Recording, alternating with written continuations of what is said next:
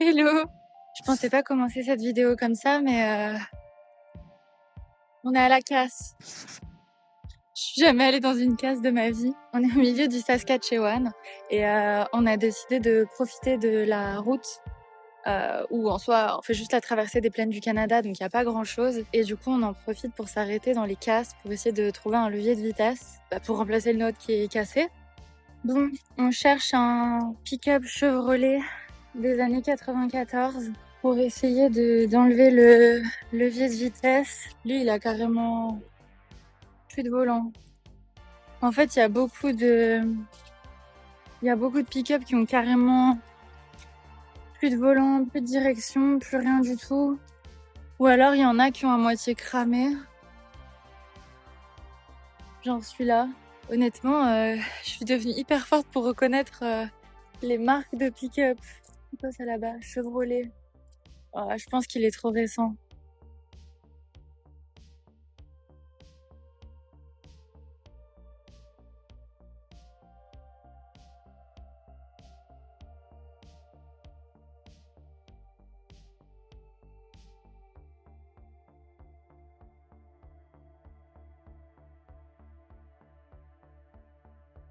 On a peut-être trouvé quelque chose qui pourrait fonctionner.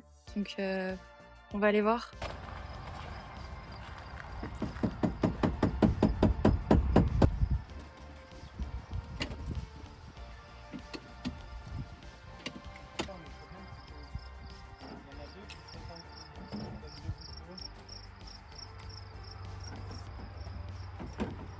Genre ces deux-là, là, ils se ressemblent. 3 trouvailles.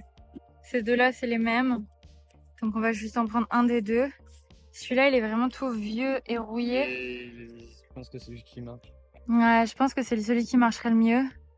Il vient du pick-up jaune qui est juste là derrière. Mais franchement, il ressemble vraiment beaucoup. Hein. Si on met le nôtre à côté, La même forme. c'est vraiment... Parce que eux, ils sont moins. En fait, tu sais quoi Ouais, non, en vrai, je suis pas sûr. Parce qu'en vrai, tu sais quoi, ce qu'il faudrait faire, c'est qu'il faudrait sortir pour voir si ça a le même goût que là. Ouais, mais le problème, c'est qu'on peut pas sortir le nôtre parce que si on le sort et qu'on n'arrive pas à le remonter, on démarre plus, on bouge plus, quoi. Regardez ça, c'est notre petit pick-up Chevrolet. J'ai aucune idée de l'année, mais il a l'air assez vieux pour être de 1994. Et du coup, c'est ici qu'on a démonté le levier de vitesse. Il était genre juste là. C'est celui qui est rouillé, mais c'est celui qui nous semble avoir le plus de chances de fonctionner pour remplacer le nôtre. Donc on va voir.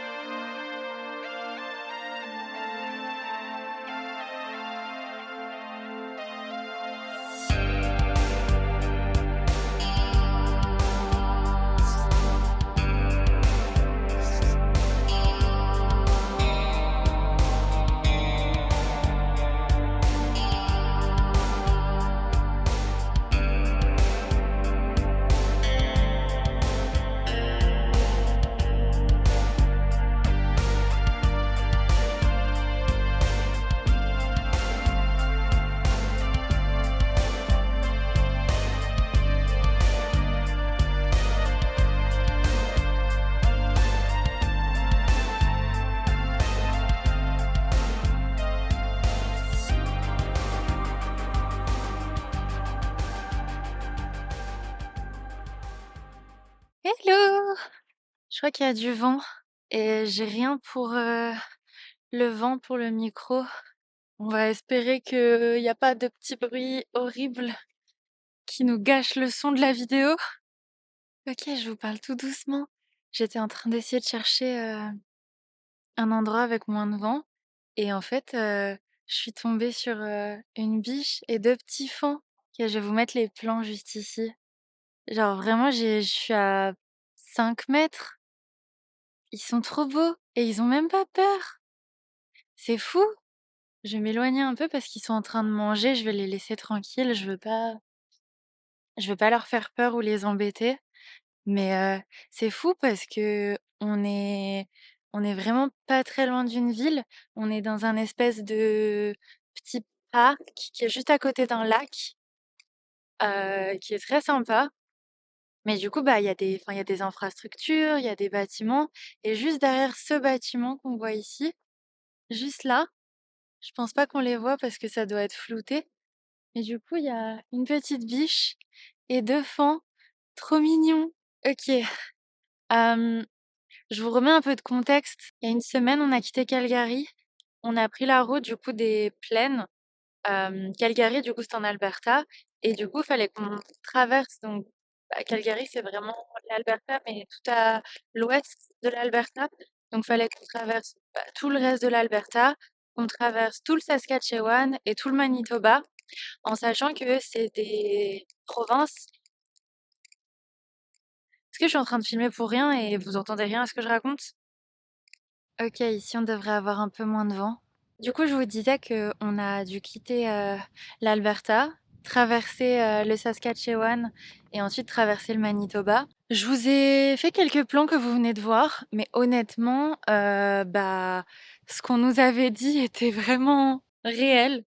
Il y a vraiment pas grand-chose. L'Alberta et le Saskatchewan, c'est vraiment plein de champs. Il y a du blé à perte de vue et c'est vraiment plat. Il y a la route, genre la transcanadienne qui est tout droit et sinon, bah, juste des champs de partout et du coup, vous avez vu, on a commencé à essayer d'aller dans des casses pour, trouver un levier de vitesse pour remplacer, le nôtre. Du coup, donc on en a trouvé 2. On n'est pas sûr qu'ils fonctionnent, mais du coup, bah, ils ont l'air enfin, c'est des leviers de vitesse qu'on a trouvés sur des châssis Chevrolet qui avaient l'air assez vieux pour être 94, voire même encore plus vieux et du coup, on a réussi à les récupérer. Donc on a quitté la casse. La casse était un petit peu avant Mouse Jaw, littéralement mâchoire d'orignal.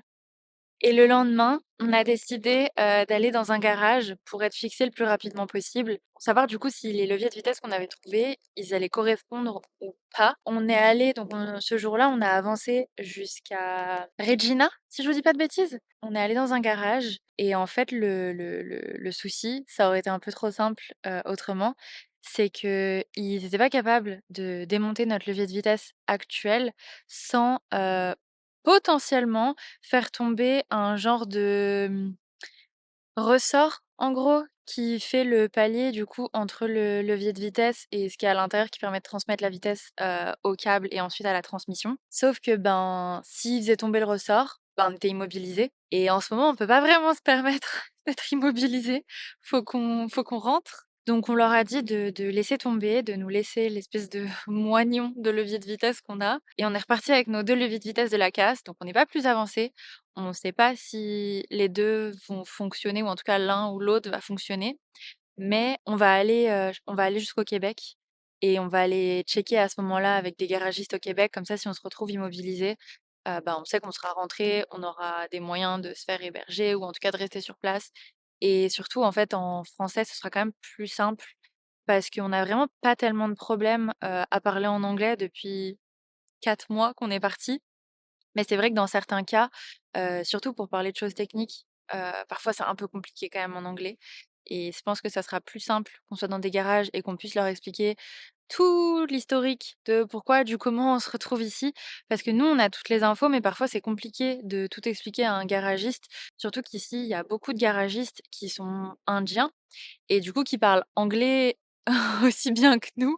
Enfin, ils parlent mieux. Autant nous, notre anglais n'est pas parfait, autant eux, leur compréhension n'est pas parfaite. Donc disons qu'au milieu de tout ça, les risques d'incompréhension et qu'il y ait des soucis par rapport à ça sont un peu trop élevés. Donc voilà, on a laissé ça de côté pour l'instant. On va continuer à essayer d'aller dans des casses, pour voir si on arrive à trouver d'autres leviers de vitesse qui soient pas un des 2 qu'on a déjà. On va essayer de faire une petite collection de leviers de vitesse.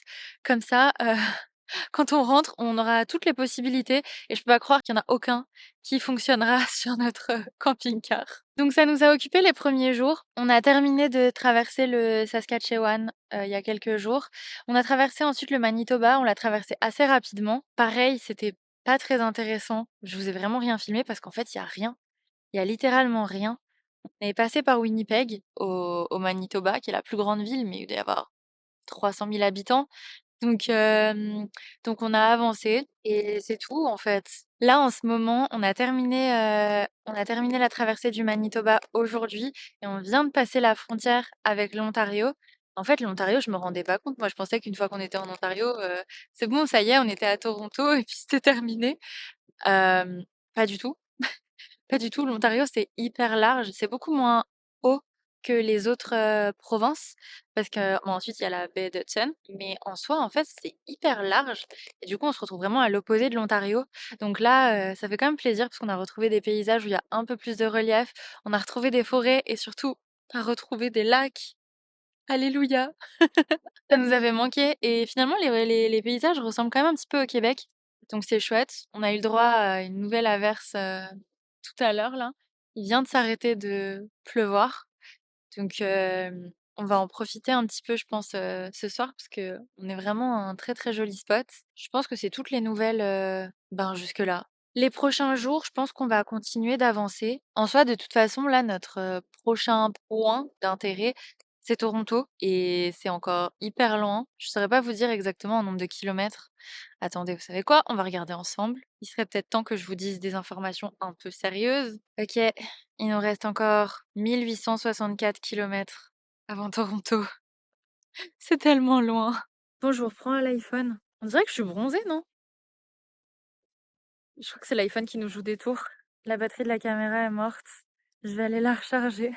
Ouais, il nous reste énormément de kilomètres, mais là, du coup, on va pouvoir longer les Grands Lacs. On n'a pas encore décidé la route exacte qu'on voulait faire.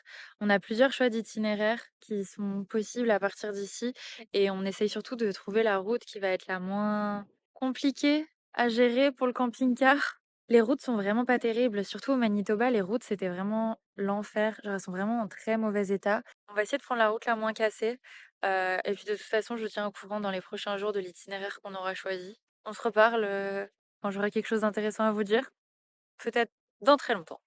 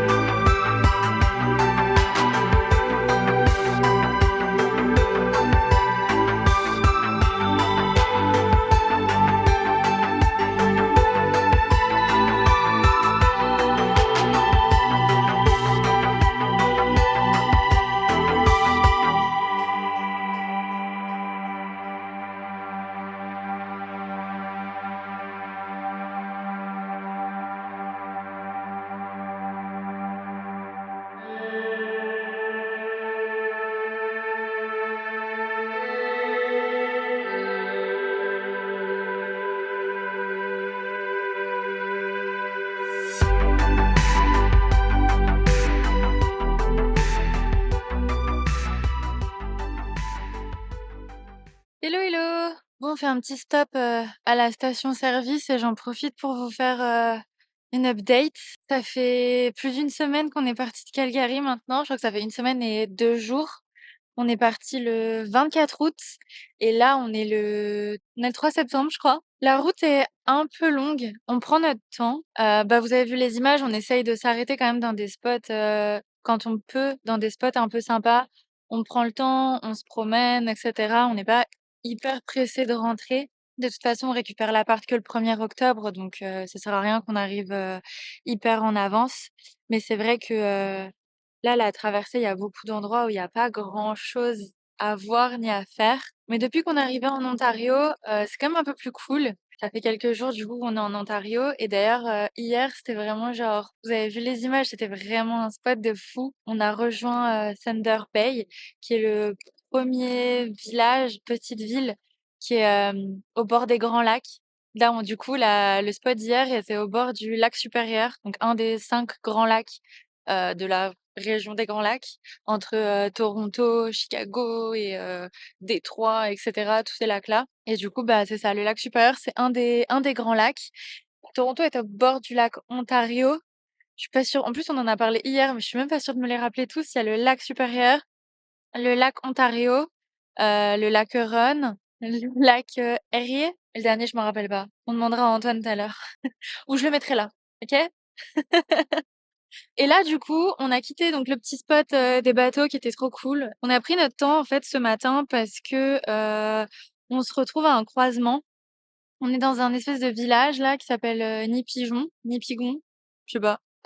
Et on a le choix entre 2 routes pour rejoindre, on va dire, Toronto. En tout cas, un espèce de croisement qui est un peu au nord de Toronto.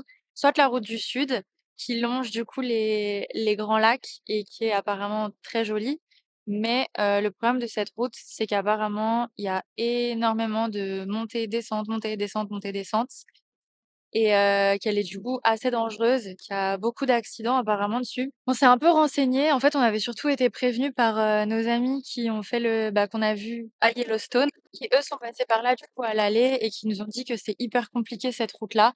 D'ailleurs, il y a les freins d'un des vans qui conduisait, qui ont lâché sur cette route-là. Donc on a le choix entre cette route-là, super belle mais en même temps pas mal dangereuse, ou alors la route du Nord qui a l'air très ennuyeuse.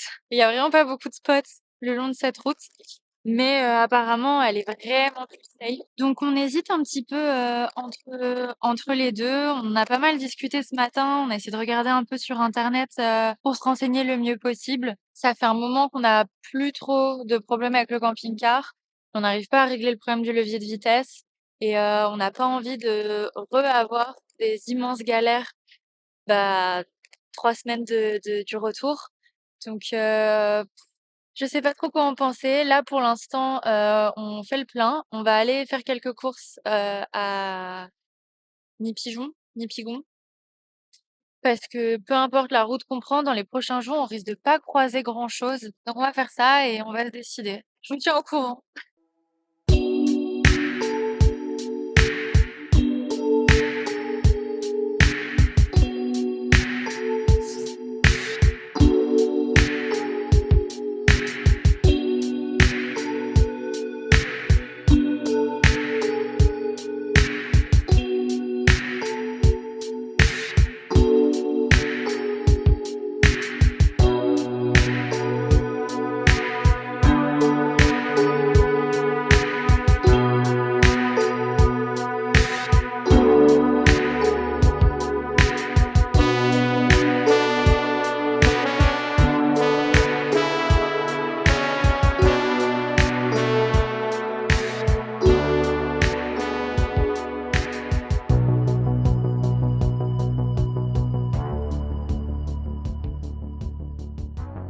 Bon, on a roulé 200 km ce matin. Hier, du coup, quand on s'est laissé, après, on s'est arrêté à Nipigon pour aller faire les courses. Pigon. D'ailleurs, il s'est avéré qu'en fait, l'épicerie était genre hors de prix. C'était au milieu de nulle part. En même temps, on aurait dû s'y attendre. Du coup, on a juste acheté de l'eau. Ensuite, on a essayé d'aller se poser à un spot. Et en fait, le problème, c'est que quand on est arrivé, fallait prendre une espèce de route de terre. Sur les commentaires, sur l'appli où on cherche les spots, c'était marqué que genre, ça fait juste 3 à 5 minutes de route un peu bumpy. En fait, la réalité, c'est que la route, elle était horrible, genre vraiment horrible. Il y avait des rails littéralement, tellement genre il y avait dû pleuvoir, passer des pick-up ou quoi. Et en fait, ben, on n'a pas réussi à aller au bout de la route. J'ai cru qu'on allait mourir, que le van allait, je sais pas, mourir sur la route. C'était vraiment l'angoisse. Du coup, on a décidé de faire demi-tour et on est allé sur une espèce d'aire d'autoroute. D'ailleurs, en Ontario, c'est interdit de dormir sur les aires d'autoroute. Mais étant donné qu'on était au milieu de nulle part, on a quand même décidé d'y rester. Et on s'est levé là-bas ce matin. Et en fait, devant nous, aujourd'hui, on avait une portion de plus de 200 kilomètres où il y a absolument rien. On croise même pas le moindre village. Parce qu'il n'y a pas grand chose sur la route, mais d'habitude, on croise quand même quelques habitations, quelques villages. Et là, il y avait rien. Donc on a fait la route ce matin. Et là, on vient d'arriver au premier gros village où on a pu enfin faire des courses. Donc on est arrivé, on a fait des courses. Et pour se récompenser, on est allé au Tim Hortons, évidemment. Ok, je vous montre ce qu'on a pris. T'es content? Baby, t'es pas content parce que toi, tu voulais un sandwich et qu'il n'y en avait plus. Ah, en plus, ça fait un peu pitié quand c'était qu'ils ont mis dehors. C'est vrai qu'on est allé au Tim Hortons le plus schlag, un des plus schlag, celui de Montréal, à côté de chez Maëlle. Désolé Maëlle, ton Tim Hortons c'est le plus schlag de tous les temps. Il y a tout le temps des crackheads. Bon bref, du coup t'avais pris un sandwich mais il y en avait plus. Oui, Donc t'as pris un bowl j'ai pris un qui bowl a un habanero chicken. peu une sale gueule. C'est pas de gratos. Ouais, franchement c'est la première fois que je fais une vidéo sur Tim Hortons, c'est le pire Tim Hortons. Tout a l'air horrible. Ça ne représente pas vraiment la qualité habituelle. On dirait que je défends ça comme si c'était mon entreprise, c'est terrible. Faut que j'arrête cette lubie sur Tim Hortons. Je fais une fixette sur ce truc, je sais pas pourquoi. Ok, donc le café glacé habituel avec rien dedans. Ça, c'est les bowls. Ils font des wraps et des bowls et des sandwichs et tout un tas de trucs. Et ça, c'est un bowl. Toi, t'as pris quoi? Un truc piquant, je crois. Habanero chicken. Ok, et là, il faut qu'on parle du nouveau truc qui est sorti chez Tim Hortons. Genre, régulièrement, ils font des genres de nouvelles collections. Je sais pas si on dit ça comme ça pour de la nourriture. Je sais pas, ils font des nouveaux trucs. Genre, à Noël, l'année dernière, ils avaient fait un truc avec Bélez. J'étais extrêmement triste parce que j'aime pas le Bélez. Et là, cet été, ils ont fait une collaboration avec Nutella. Et en vrai, j'ai déjà goûté une partie des trucs parce que j'adore. Mais j'avais jamais testé les boissons. Et du coup, là, j'ai pris, je sais même pas vraiment ce que j'ai pris, ce truc. J'ai tellement pas l'habitude. Parce que d'habitude, à Tim Hortons, je prends. Enfin, j'ai testé une très très grosse partie de la carte, mais d'habitude, je prends toujours la même chose. Je prends toujours un café glacé avec juste un peu de lait dedans, c'est tout. Et un bagel avec du cream cheese. Sauf que là, j'avais envie de changer et qu'on teste des nouveaux trucs ensemble. Donc, ceci est censé être un cappuccino glacé au Nutella. En même temps, dans la collection là qu'ils ont sorti, il y avait aussi un genre de donuts. Et celui-là, je l'ai déjà goûté. Je l'ai déjà goûté et il est hyper bon. Genre vraiment hyper bon. Je pense même que c'est mon beignet préféré de Tim Hortons. Du coup, je suis triste d'avance parce que ils vont l'arrêter. Et je voulais tester le croissant parce qu'ils ont fait un croissant au Nutella aussi avec, sauf que ils en avaient plus. En même temps, pour leur défense, on s'est pointé, il est quelle heure? 14h55. C'est plus vraiment l'heure de manger. Ouais, ça a tout collé à l'emballage. Bon, je vous le montrerai après, mais du coup, j'ai pris un cookie. La madame avait pitié de moi parce qu'on lui demandait des trucs qu'il n'y avait pas. Du coup, elle m'a dit: «Oh, mais si vous voulez, il y a un cookie au Nutella.»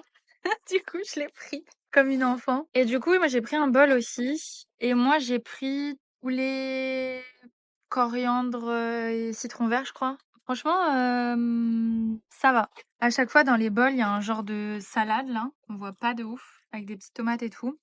Du coup, il y a le poulet là, pané, avec la sauce. Et un genre de chili, genre, mais qui pique pas trop. Ce qui est rare parce que le moindre truc pique extrêmement quand c'est moi qui le mange. Est-ce qu'il est bon ton bol, Béa? Ça va. Mais heureusement que c'est pas toi qui l'as pris parce que sinon tu serais mort. Ah, j'ai hésité à le prendre, c'est un nouveau, mais il y avait des flammes sur la photo. C'est des jalapenos? On voit rien. C'est des habaneros. C'est un piment. Ah, ok. Les bols, en vrai, ils sont dépendamment des teams où on va et de la personne qui le fait. Des fois, ils sont hyper garnis et des fois pas du tout. C'est très aléatoire. Celui-là, je crois que je l'ai déjà pris, mais c'est pas mon préféré. Avant, il y en avait un au barbecue, genre bœuf barbecue, et il était hyper bon, mais je crois qu'ils l'ont arrêté. Ou juste, ça existe pas en Ontario. C'est bon. C'est bon et ça pique pas. Tu veux goûter moi? Ouais, je veux bien goûter, mais juste un tout petit peu.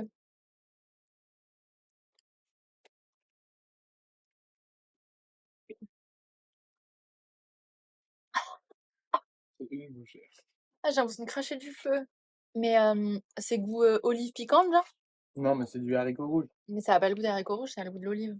Tu trouves pas? Non. Bon, bah, j'ai bien fait de pas prendre ça, hein. Des fois, je vois qu'il y a des trucs qui sont piquants, mais ça a l'air bon. Du coup, je me dis, ah, peut-être ça va. Que dalle. C'est drôle parce que ici, les personnes âgées qui sont à la retraite, elles se retrouvent autour d'un café chez Tim Hortons. Ça me paraît tellement bizarre En France, genre aucune personne âgée retrouverait ses amis pour genre boire un café, genre dans un Starbucks. À la rigueur, ils iraient genre au café du village. Sauf que ici, bah, l'équivalent du café du village, c'est genre Tim Hortons. Et du coup, bah, souvent, quand on se pointe, genre la semaine ou en milieu d'après-midi, en fait, il y a vraiment des tables entières de personnes âgées qui viennent boire leur café et discuter ensemble, genre en mode activité de l'après-midi. C'est trop bien. En Amérique du Nord, il n'y a pas vraiment de petits cafés, genre. Éventuellement, dans certains endroits aux États-Unis, il y a des endroits, enfin, il y a des genres de diners, genre indépendants qui sont pas des chaînes, qui font à manger, genre des milkshakes et tout, et tu peux boire des cafés. Déjà, ils boivent pas des vrais cafés. À partir de là, c'est quoi t'as existé? Bah, ils boivent des cafés américains, quoi. Mm. Ah oui, d'ailleurs, on n'a pas parlé des prix. Je pense qu'une des raisons pour lesquelles tout le monde va à Tim Hortons, au-delà du fait qu'en fait, pas grand-chose d'autre, en termes de café, je veux dire, c'est vraiment pas cher. Genre, c'est vraiment, vraiment pas cher. Là, je pense qu'on a pris les trucs les plus fancy de la carte. J'en ai eu pour 33,67 $, sachant que c'était dollars canadiens. Je sais pas combien ça fait en euros. Je vous le mettrai là. Sachant qu'on a pris bah, chacun un menu avec un café. Moi, j'ai pris un café fancy, du coup, ça faisait supplément. On a pris 3 desserts. Après 3 desserts, j'ai pris 0 dessert. Tu vas manger un des beignets. Ouais, mais parce qu'il est gratos, sinon je l'aurais pas mangé. Mytho! Sinon, t'aurais mangé le cookie. On aurait partagé, arrête de mentir. Tu l'as goûté la dernière fois, le beignet au Nutella? Oui, tu m'avais donné un petit coup. D'habitude, on paye combien nos cafés? Pas cher, hein. Je sais pas, dans 2 dollars et quelques. Le café, bah les cafés glacés sont plus chers que les cafés normaux, genre. Je pense qu'à deux, si on prend deux cafés glacés, on en a pour genre 5 $. Ça fait quoi 5 $? 3,80 €? Encore une fois, c'est pas des vrais cafés. Oui, c'est des cafés américains. C'est de l'eau aromatisée au Oui, mais café. imagine tu vas chez Starbucks en France. Oui, je sais, mais c'est juste pour dire. Non, c'est pas un espresso, c'est pas. C'est un café américain. Les boissons un peu plus fancy, genre ça je crois que c'était à 3 ou 4 $. Les donuts, les beignets et tout, c'est tout genre 2 $, 3 $. C'est vraiment pas cher. Je pense que c'est pour ça que il y a beaucoup de monde qui va. Parce que vraiment, le petit café standard, il est peut-être genre même à 1,50 $ pour le coup, par rapport à d'autres chaînes, genre Dunkin' Donuts. Je trouve que c'est genre meilleur. On s'entend, ça reste un truc de fast-food, de café. C'est clairement pas les meilleurs cafés de la vie. C'est pas les meilleurs sandwichs ni les meilleurs trucs. Mm. Mais je vous rappelle qu'on habite en Amérique du Nord. Donc globalement, pas grand-chose qui est bon. Et pour le coup, ça c'est vraiment pas mal. Ah, et il y a le camion de livraison. Le camion de livraison, vraiment, il ne déconne pas. Putain, ils ont même des camions, genre. Même le tracteur, il est brandé Tim Hortons. Ok, j'ai fini mon bol, on teste ma boisson bizarre. Déjà, il y a du Nutella et de la crème dessus. C'est la crème toujours. La crème, elle est tellement épaisse.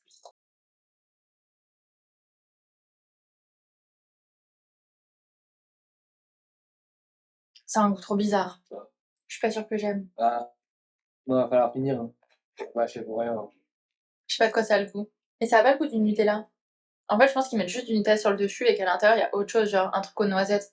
C'est un café aux noisettes. Je pense que c'est ça. Un café hazelnut, quoi. En fait, je pense que c'est un café aux noisettes froid. Voilà. Ça m'apprendra à vouloir toujours tester des trucs chelous. Ouais, c'est chelou. Je sais pas. Déjà, je suis pas très fan du café aux noisettes. C'est un peu bizarre. Et le beignet? Ça va. Tu trouves pas qu'il est grave bon? Ça va, il est bien. Il est pas. C'est quoi ton truc préf de Tim Hortons? Je sais pas, j'ai pas goûté beaucoup de choses. C'est vrai que toi, tu prends toujours la même chose. Le sandwich au bœuf rôti cheddar, là. Bah, pour le moment, c'est le meilleur. Hein.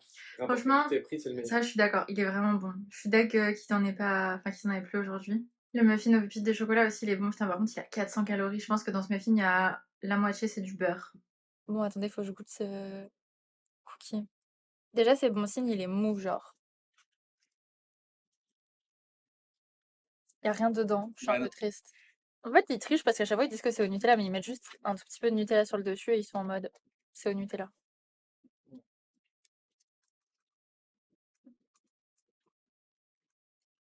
C'est vachement bon.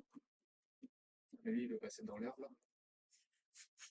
Lui, il s'en bat les couilles. Le gars, il a eu peur, enfin, il était coincé par le convoi de livraison de Tim Hortons, donc bah balèque. Il se barre par le champ. Je vous fais un débrief du cookie avant qu'on reparte. Grave bon. Ça a un goût de biscuit du matin. Je sais pas si vous voyez ce que je veux dire. Mais c'est hyper bon. Franchement, il est vachement consistant. Mais en même temps, il est pas sec. Je sais pas comment ils ont fait ça. Mais franchement, c'est pas mal. Juste, bah, j'aurais mis plus de Nutella. Parce qu'en vrai, là, je suis un peu en galère. Il n'y a plus beaucoup de Nutella. Et 100, c'est quand même un peu un peu triste. Je sais pas vous filmer d'en dessous, c'est horrible. Sur ces bonnes paroles, nous on a fini de manger. On va reprendre la route. Je pense qu'on va aller chercher de l'essence et après on va essayer de se trouver un spot pour ce soir.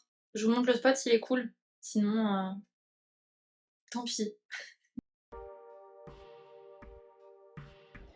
Bon, on est de retour à la station-service. J'ai l'impression qu'on passe notre temps à faire le plein. En ce moment, on fait juste ça. On va à la station-service, on fait le plein. Et on remet de l'argent. Et on roule. C'est super. À la station-service, on en profite pour nettoyer le pare-brise. Parce qu'il y a toujours un nombre d'insectes morts. Je crois que le pire, c'est là. Il est dans un état. Ça, c'est que des insectes, tous morts. Mais qui va là? Où la star?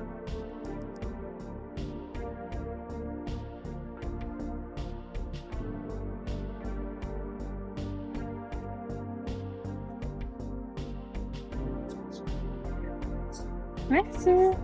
Bon, finalement, on a décidé d'aller faire un tour à Canadian Tire. Je suis pas sûre que vous m'entendez parce que la musique, elle est à fond dans le magasin. Canadian Tire, c'est... Bah, à la base, c'est un magasin de pneus. Mais maintenant, c'est un magasin qui vend absolument tout et n'importe quoi. D'ailleurs, à l'entrée, ils ont déjà sorti les décorations d'Halloween. Ils sont en avance, on est début septembre. On est venu parce que y a une des baguettes à l'avant du van qui est à l'extérieur, qui est en train de se faire la malle. Bah, comme il est vieux et en plus il prend plein de chocs parce que les routes elles sont vraiment abîmées, il faut qu'on trouve des espèces de vis pour remplacer celles qui existent parce que le problème c'est qu'on essaye de les resserrer.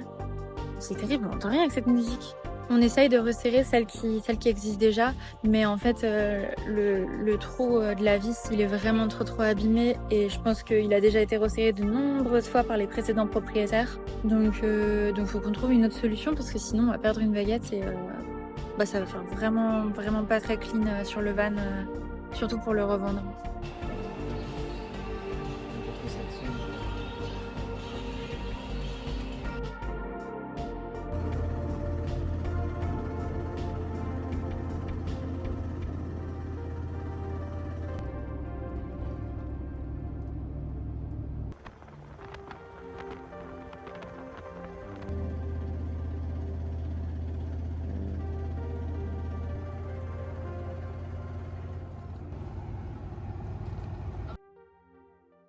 Hello, bon on est le lendemain. On n'a pas trouvé ce qu'on voulait à Canadian Tire hier. Du coup on est allé dans un autre Canadian Tire et on a réussi à trouver des vis.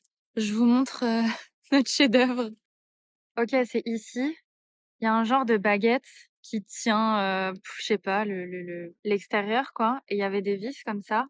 Sauf qu'en fait, ici, elles étaient toutes en train de se barrer. Et du coup, la baguette, elle était complètement en train de sortir. Bah, je vais vous montrer de l'autre côté parce que ça le fait encore. Du coup, on a acheté des vis, on a pris une taille au-dessus parce que le pas de vis, il est complètement abîmé. Et pour l'instant, bah, ça tient. Donc, on est un peu content de notre réparation. Mais par contre, de l'autre côté, ça tient pas de ouf. Ici, il y a encore les caches qui étaient d'origine. Mais du coup, celui du bas, ici, là, il se fait un peu la malle et on n'arrive pas trop à le remettre. Je crois que le pas de vis de celui-là, il est vraiment trop abîmé. Sinon, on a continué à avancer. On est à North Bay. C'est pas très loin au nord de Toronto. Et il pleut. Il pleut depuis hier soir. Donc en fait, on avance le plus vite possible vers le sud parce qu'on essaye d'éviter la pluie. C'est plus un road trip, c'est un voyage où on évite la pluie. Et là, sur notre chemin, on a trouvé une nouvelle casse. Donc on est de retour à la casse. C'est parti. Ok, on vient de passer à l'accueil. Le gars, il venait de Gaspé. Il parlait français. Enfin, on a quand même parlé la moitié du temps en anglais, la moitié français, la moitié anglais. Mais ça y est, on commence à retrouver du monde qui parle français. Ça fait bizarre, je pensais pas qu'il y avait autant de monde qui parlait français en Ontario. D'après lui, à North Bay, ça parle 50% français, 50% anglais. Ok, ici c'est bien organisé. Il avait même un registre avec les pick-up. Tout est tellement bien organisé. Il y a des rangées avec les modèles. Du coup, il nous a fait une petite liste. C'est une liste des modèles qui pourraient avoir le levier de vitesse qu'on cherche. Et du coup, à chaque fois, il y a le numéro. North Bay, parce que c'est un genre de chaîne de casse. Et 4A, C'est ici. On est dans la rangée numéro 4. Oh là là, l'état. Là, on risque pas de trouver un levier de vitesse là-dedans. Il s'est fait dépouiller. Même la portière, y a plus rien. D'ailleurs, cette casse-là, l'entrée, elle était payante. Je savais même pas qu'il y avait des casses où il fallait payer l'entrée. Du coup, c'est 5 $ par personne juste pour pouvoir rentrer. Et après, bah, c'est toi et ta chance. Si la pièce que tu cherches, elle y est, tant mieux.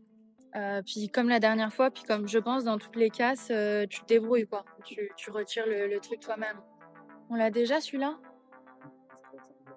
Comme on en a déjà récupéré 2 à la casse de Mouse Joe, on fait un tour en fait pour voir si on en trouve d'autres. Celui-là aussi c'est un Chevrolet mais je pense qu'il va être aussi beaucoup trop récent. Ah non, il est là, c'est ça. Mais le nôtre il ressemble pas vraiment à ça. Il est plus vieux que ça. C'est vraiment gigantesque. Le nombre de pick-up. J'ai l'impression qu'ici, ils ont vraiment Là, il y a un plus super radar, donc là, dans le coup, des véhicules, ils ont plus des véhicules des années 2000 que des 94. Les pick-up, ils les font tenir sur un système. Non mais t'es mal angoisse.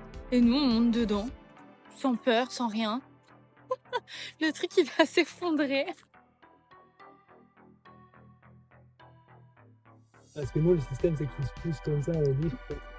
Pourtant, la colonne, elle ressemble vraiment pas mal. Hein. Mais c'est vrai que ça a l'air un peu différent.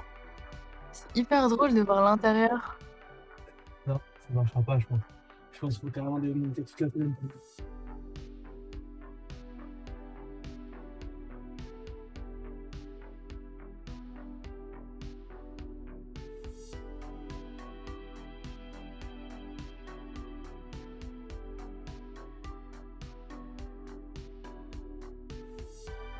Elle est trop belle.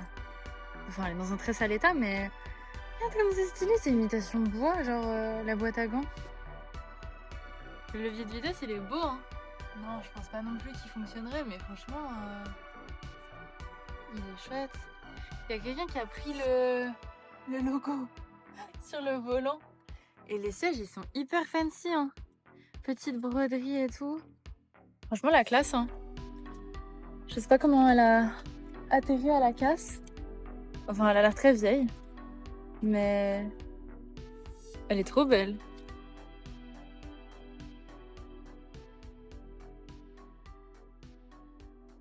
Bon, on sort de la casse. Et bah, en fait, on n'a rien trouvé. On a fait toute la casse. Et il n'y avait rien qui correspondait. En fait, les pick-up, ils sont trop récents par rapport à notre camping-car. Pourtant, il y en a qui étaient vraiment dans un sale état. Hein. Mais le système est trop récent, c'est pas le même que le nôtre. Donc, bah tant pis. On va essayer d'en trouver d'autres sur le chemin. Et ouais, j'ai l'impression que on a eu de la chance au Saskatchewan de trouver une casse où il y avait vraiment. Enfin, c'était vraiment que des véhicules qui étaient hyper vieux et qui traînaient là, alors que ici, ça a l'air d'être comme plus organisé. Et du coup, bah, une fois que les véhicules sont un peu trop désossés, ils doivent les jeter et les remplacer par des nouveaux. Donc, si t'as un véhicule qui est genre des années 2000, ça va. Si c'est avant, c'est plus compliqué de trouver. Que, bah, tant pis. Sur ce, je pense que cette vidéo va s'arrêter là. Je suis pas convaincue que c'était hyper intéressant comme vidéo. La traversée du Canada était quand même assez longue et on n'a pas eu un temps incroyable. On arrive à Toronto. Je pense qu'on devrait y être d'ici quelques jours. On va aller aux chutes du Niagara sûrement en premier parce que c'est le plus loin et ensuite on va remonter. Donc je pense que le prochain vlog sera plus cool. On va aller visiter les chutes du Niagara et Toronto. Donc c'est tout pour cette semaine. On se retrouve la semaine prochaine. Bisous!